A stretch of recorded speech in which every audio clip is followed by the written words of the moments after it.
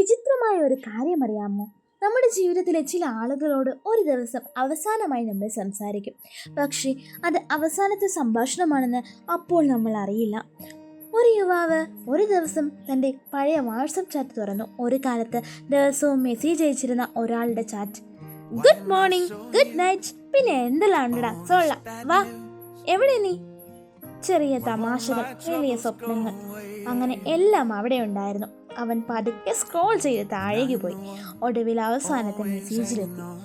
അതിൽ വഴക്കേ ഇല്ലായിരുന്നു, ദേഷ്യമില്ലായിരുന്നു, വെറും ഒരു വരി മാത്രം.